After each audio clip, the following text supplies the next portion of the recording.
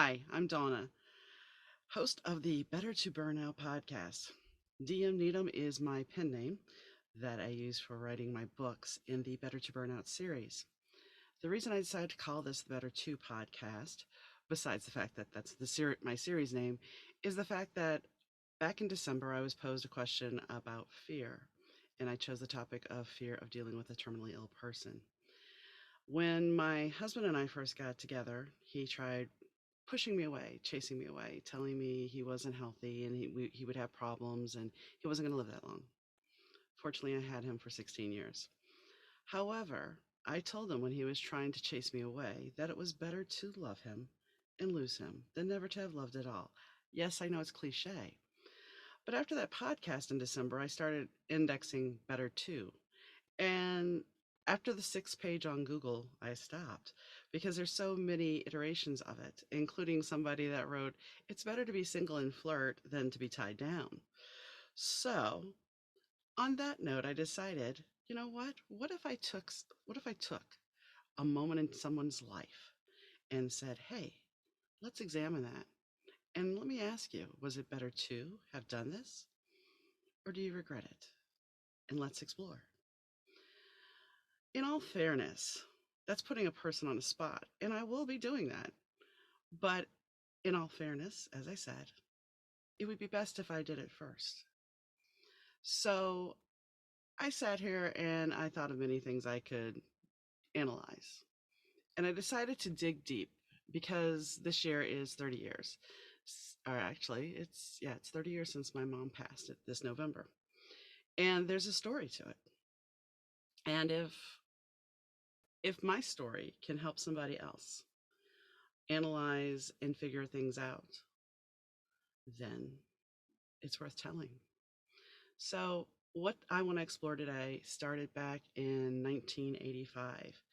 It was right after Valentine's Day, and it deals with my mom. You would think that that would be the simple answer. That would be the place to start. And for me at that time, I was 17 years old. I was in my senior year in high school. Life was good for the most part. Um, but my mom had gotten remarried back in 83.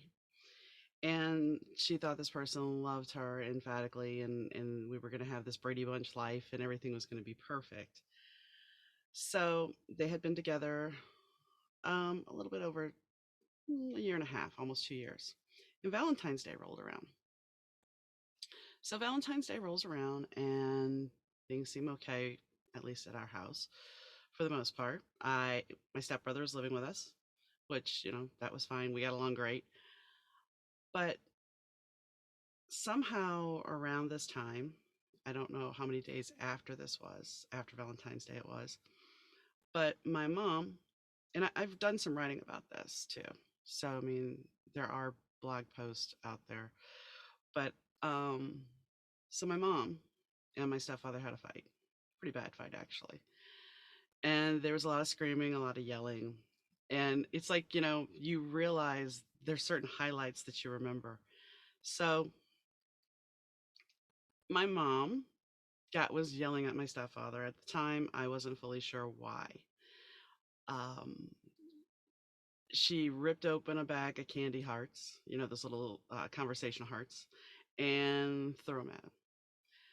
And she picked up she had a big brandy sniffer that she had made in the late 70s of a sand garden with little figurines and stuff in it, and she threw that at him. So that broke. And somehow in their argument, nothing got really physical. I mean, as far as nobody hit anybody, it just was, let me throw shit at you. Um, she knocked over the dog's water bowl. So now we have a mess of glass, and we have dogs, yes. Um, so there's a mess of glass. There's a mess of these conversation hearts. There's the sand. All this is forming a nice mix on the floor, and really, when I think about it, it was kind of a metaphor. So they fought, and finally, when we heard part of the argument, this was all done. Our family room and kitchen were kind of together. So there was a pass through, and all this was right by the entrance to the kitchen and the family room. And the garage was right off of there. So, as this argument proceeds, it comes to find out that my stepfather had sent his ex wife a dozen roses and got my mom nothing. So, my mother was livid.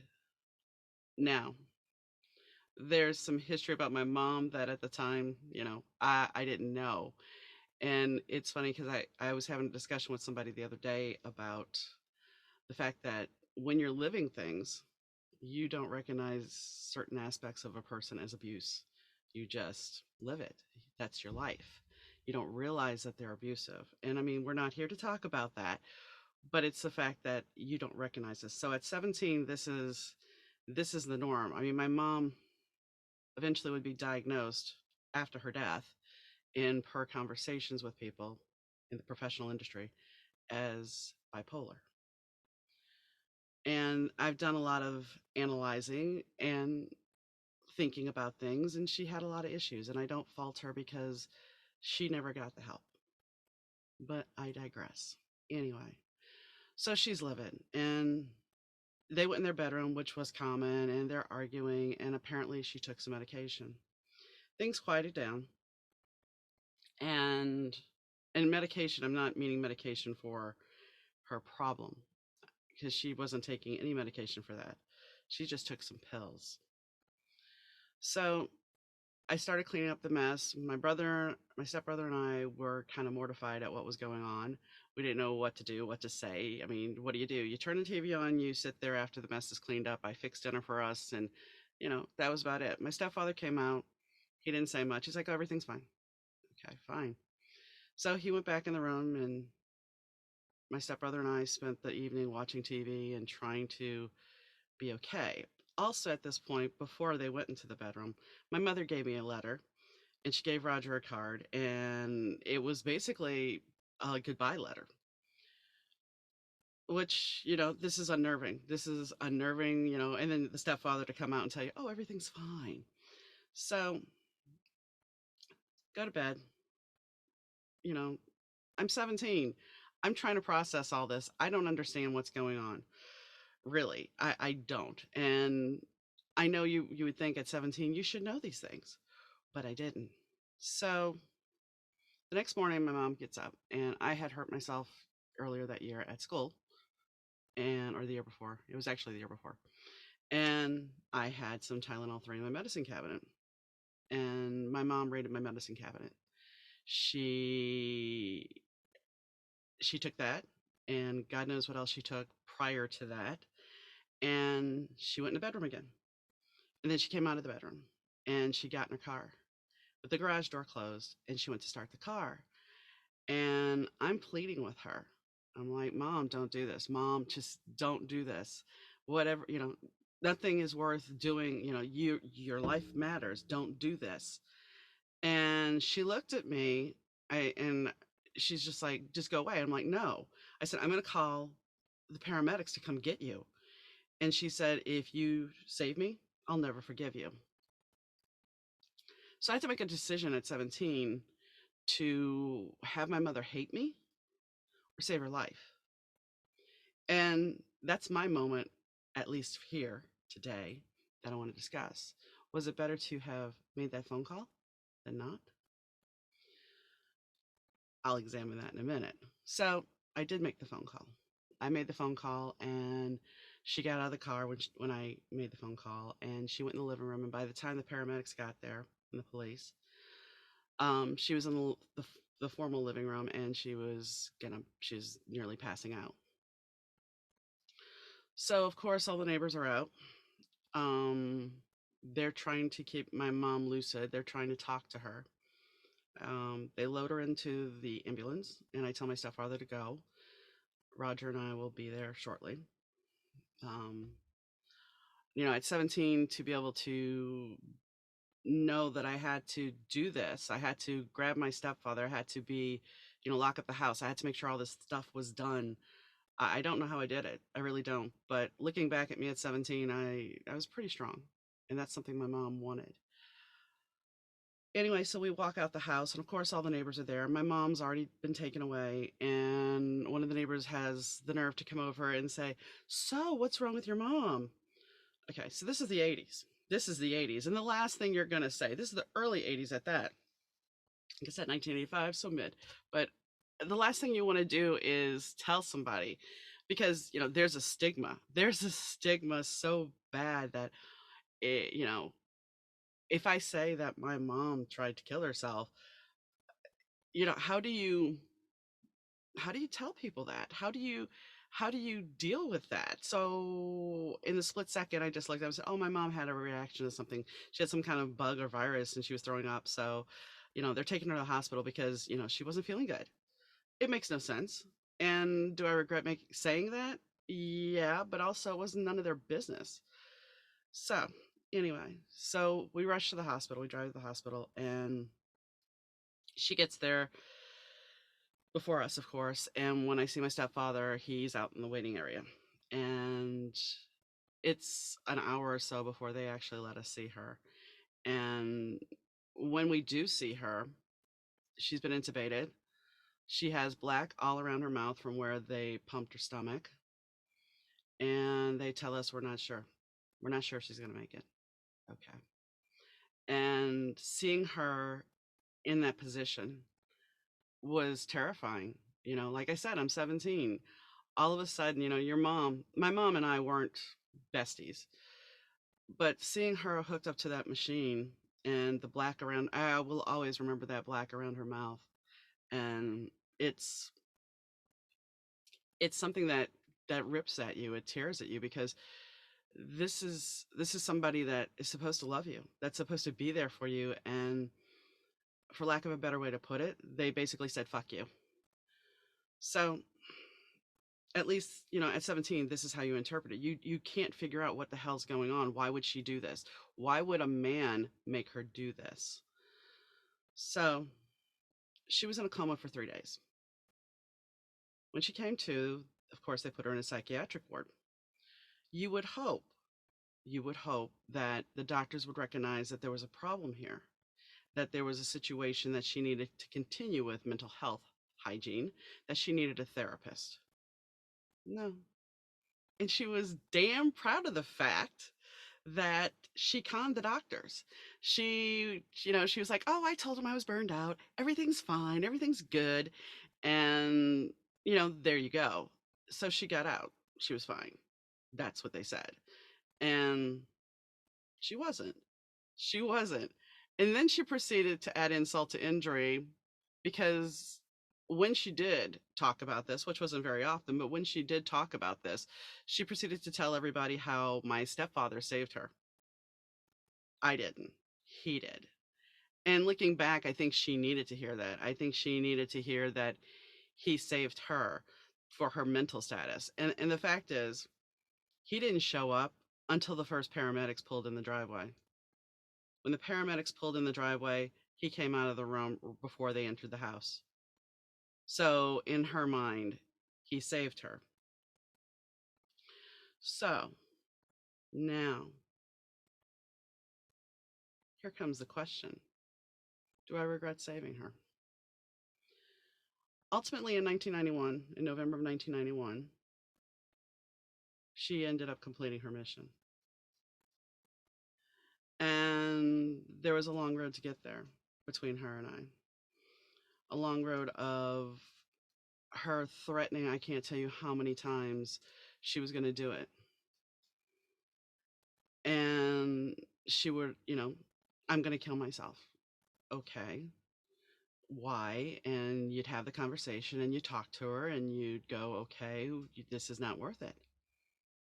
If I fast forward to 1991 in the story, of course, going backwards, in June of that year, my stepfather had moved to Indiana and my mom was living in Shreveport and I was living in Dallas. And she came over for a visit and she seemed to be okay. And she wasn't really happy though. I mean, she seemed to be okay. And okay for her was pleasant. So she came over and I'm like, "Leave him. I was living with my first husband at the time, and we had his two kids with us. We weren't married. That's a whole nother story. But anyway, she she came over and I'm like, look, we'll figure something out. Move in with us. Screw this. Your life is worth more than whatever your fear is. And that had a lot to do with it. It was fear with money. And she had a big fear about money. Because apparently at the time they had gotten, besides moving, he had redone a pickup truck. And so she was worried because they didn't have the money to pay for it. And this truck had been his forever. And he had redone it like 3 times. This was like the third time he was redoing it. So she had been waiting on a court case because she had hurt herself and the court case didn't go well. And so that June, end of May, I saw her. And then beginning of June, she came over and saw me. And the beginning of June, after she went back home, the phone call started. The phone call every day of, I'm going to kill myself. And she wouldn't only do this to me, she did it to my grandmother. And both of us tried to talk to her.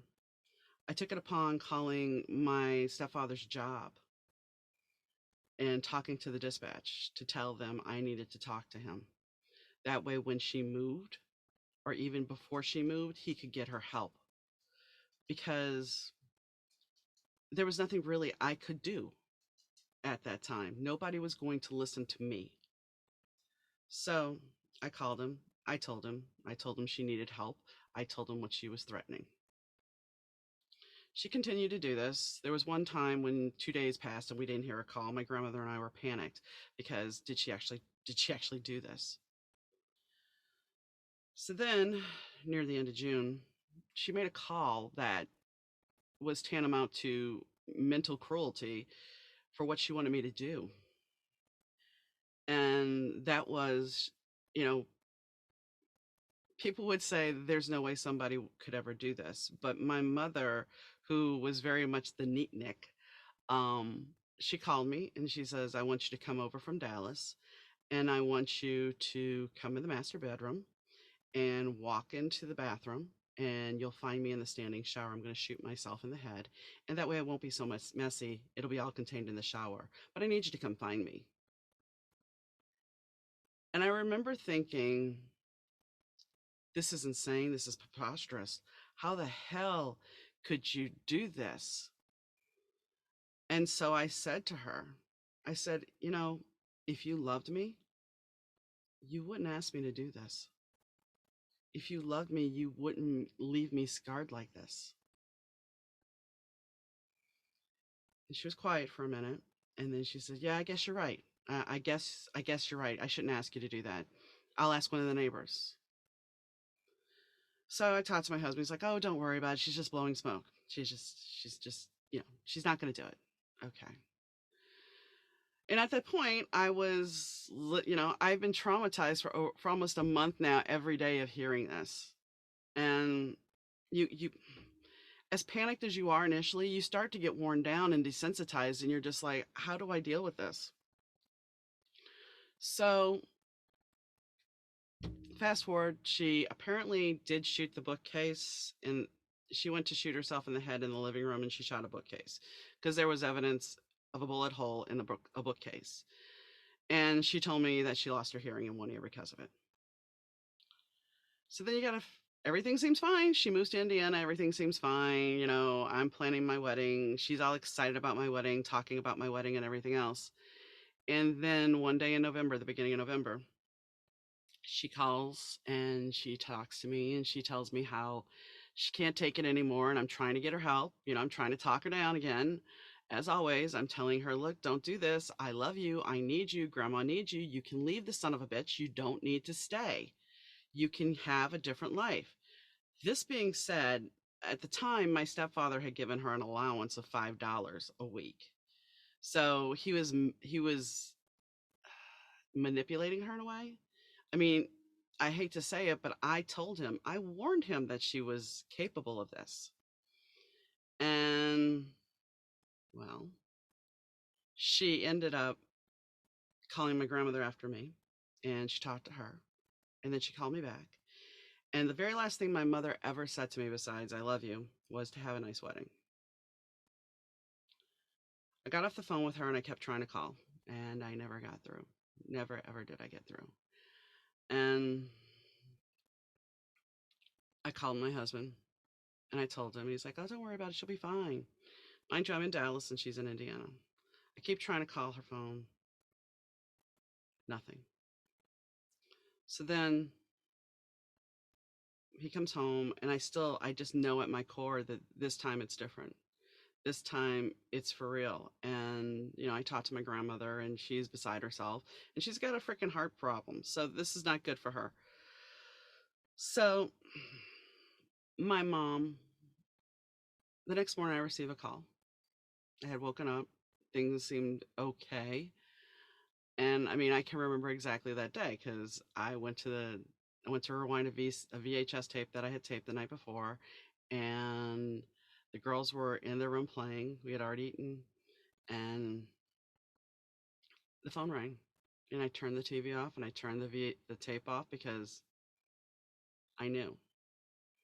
And I remember my stepfather telling me, "She's gone," and sliding down to the floor and bawling my eyes out, and my kids running in, my stepkids. And the interesting thing about this, it goes back to feeling out the situation. The kids were 5 and 7. How do you tell a 5 and 7-year-old who look at this lady as their grandmother? How do you tell them that she did this? You don't. At least not then. It was too much. It was like, okay, well, your grandmother was cleaning up something, and a gun fell off and just happened to hit her in the right place and killed her. I mean, looking back, it was the stupidest excuse you could ever do or ever tell. But the excuses had to keep coming because there's no way I wanted to tell my grandmother over the phone what happened. So my husband and I flew up to Indiana and we waited for the ashes. And while we're waiting for the ashes, my grandmother called one night to my mom's. She had called several times. She had been calling my house several times. And the only thing I could think of, and I spent an hour on the phone with her that night. And because I had called her back and I'm like, "Hi." And she's like, "I've been calling you. Where have you been?" And I'm like, I'm over at, my in-laws house. Our heater went out. So I'm over at my in-laws house. And, we're just, I'm sorry I haven't called you back. It's just been crazy. Well, I've been trying to call your mom. Yeah, I'm sure she's just out on the road with Shelly, because sometimes she likes to do that, which was true. Sometimes she did go out on the road with my stepfather. He was a truck driver. And so I proceeded to lie to my grandmother for an hour, and she seemed to buy it. 2 days later, we were knocking on her door to tell her the truth, and it devastated her. And every anniversary, every birthday of my mom's and her death day, my grandmother would sit there and say that, she didn't do it. The thing about this, the one thing, these are little pieces of information before I finally give my summation here. Um, the thing about it is, when I was flying up to Indiana, I called my dad. I called my dad to tell him what happened. And my dad tells me, "Well, your mom tried it many a times." But he didn't believe she did it because this time it was with a gun and not pills, because my mother was too vain to shoot herself. That was what he said. So that made me think back when I was on the plane of a time right after they split and we came home from Mardi Gras, him and I. And he had a girlfriend and he came to drop me off. And mom was nowhere around. So he went in the bathroom. I don't know. I didn't see her. And came out, called my grandmother, and shoved me out the house. I would see my mom in the hospital a couple of days later.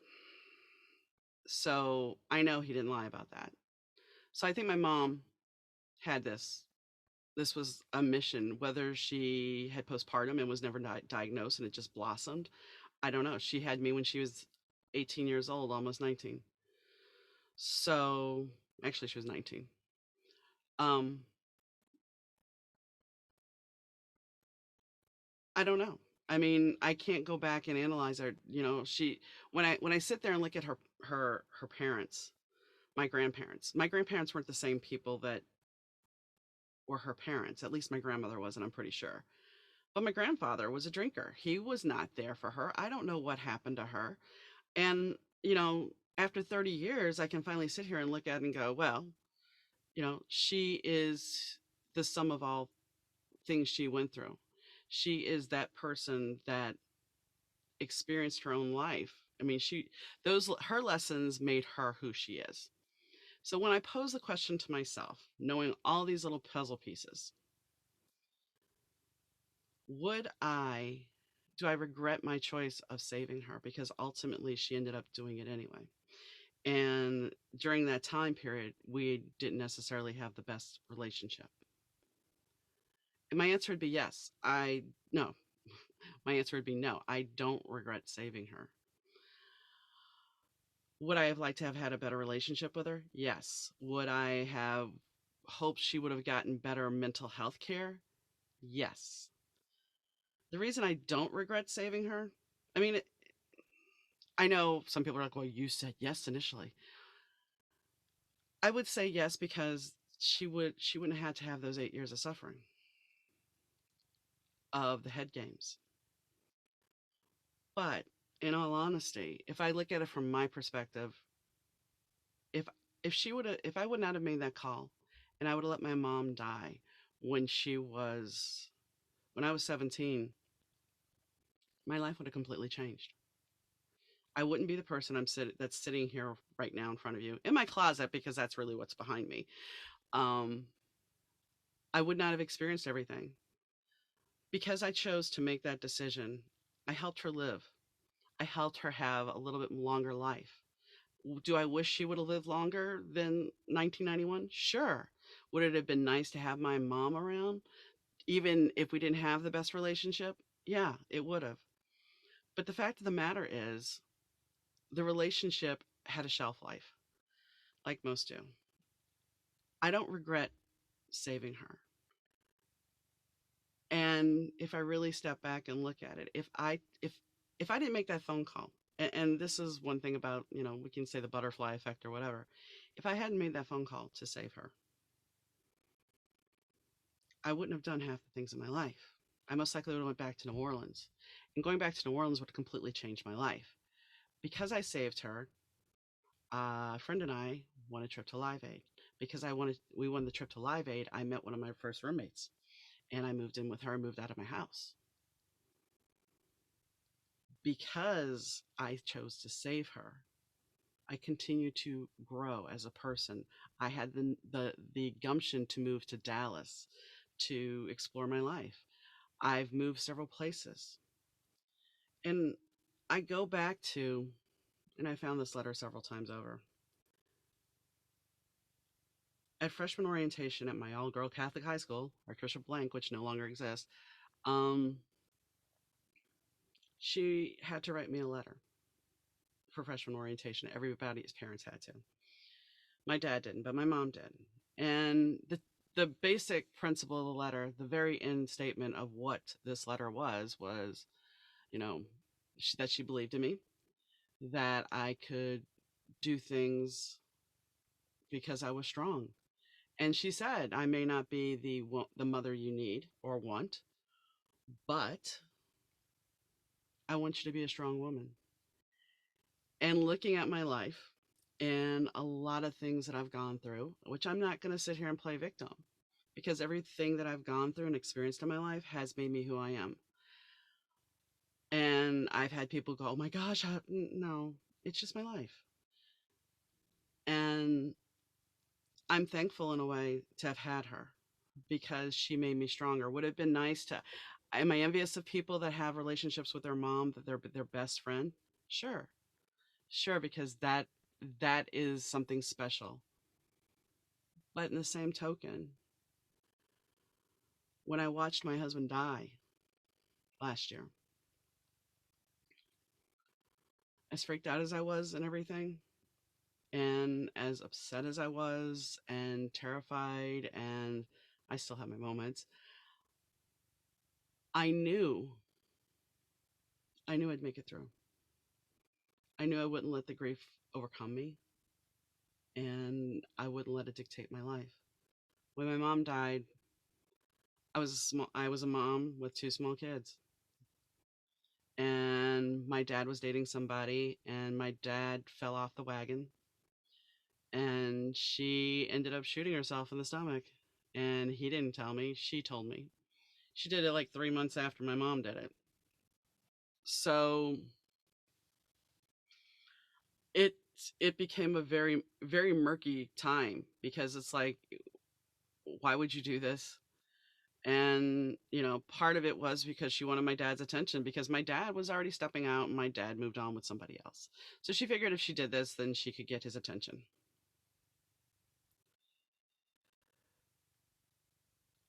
Most suicide attempts are that cry for attention. But that being said, there are other things at play sometimes. You know, was my mom's a cry for attention? No, I don't believe it was. After a certain point, it wasn't. After a certain point, she wanted to end it because she was miserable. Um, I had gone to a group therapy session about grief after my mom's death, and this husband and wife had lost their daughter, and they summed up, while it's awful, they summed up suicide beautifully. And it was that their daughter was on a mission. When I look at my own mom, she was. She was on a mission. There was no ifs, ands, buts about it. So as I wrap this up, if you are thinking or you feel like you're not, that life's not worth living, don't feel that way. Because as I would tell my mom,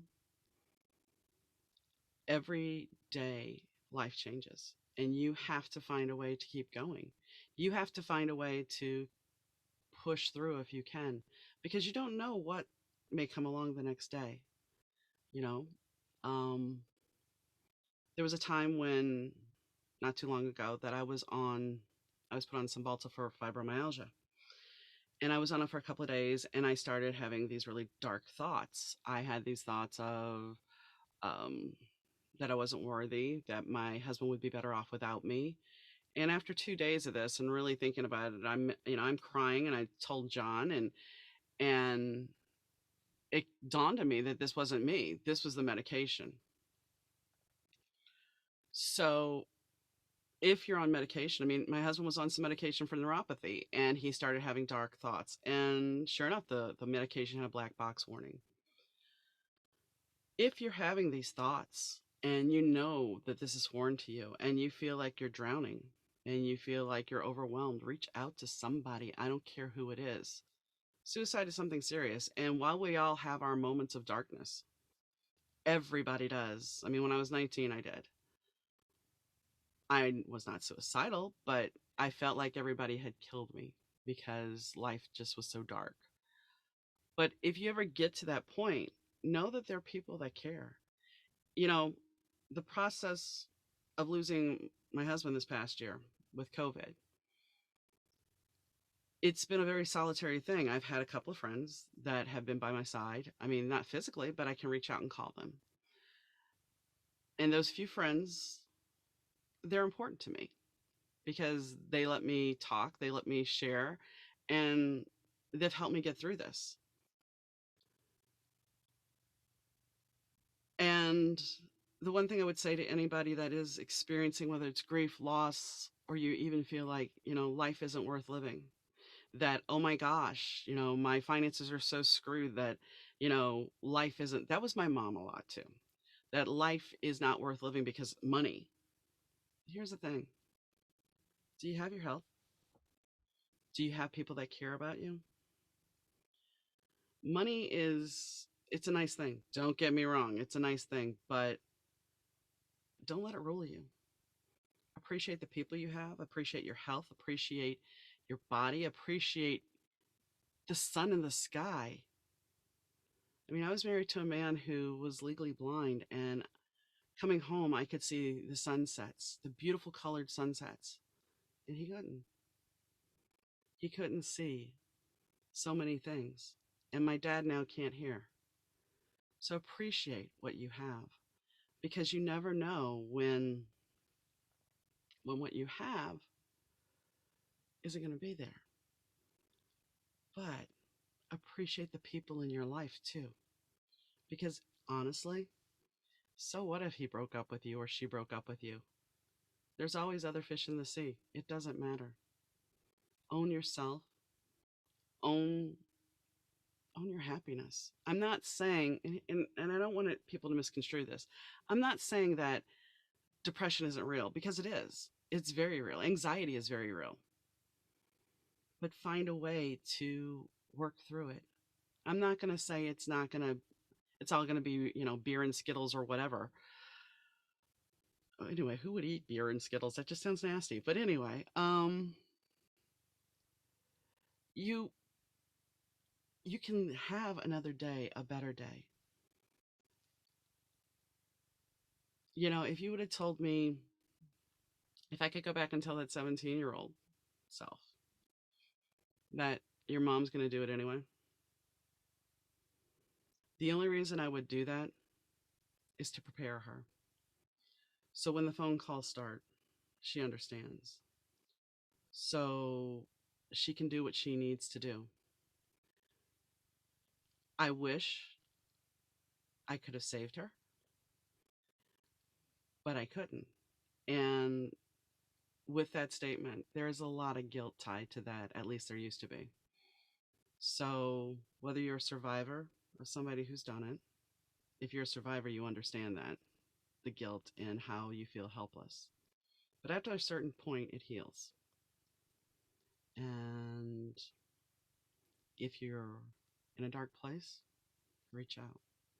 Somebody will be there for you. I will put at the end of the video the suicide hotline, and, you know, reach out. Mental health is not as stigmatized as it was when my mom was going through all this. Mental health is important. And, I'll be honest. Yeah. Do I see a therapist? Yeah. Have I seen a therapist for a long time? Yeah. And you want to know irony? After my parents split, my mom made sure I went to therapy. She made sure I had a therapist. Yet she never got one. Maybe things would have been different had she. So, anyway, this is the start of the Better To podcast. I hope you got something from it. I hope it I hope it gave you some thought provoking information. And we'll continue on. Next time, I'll have a guest. And that guest will be Sarah Martucci, and she will be talking about coming out as a psychic medium, which should be interesting. So, anyway, I hope you enjoyed it. Take care, and I look forward to talking with you again. Bye.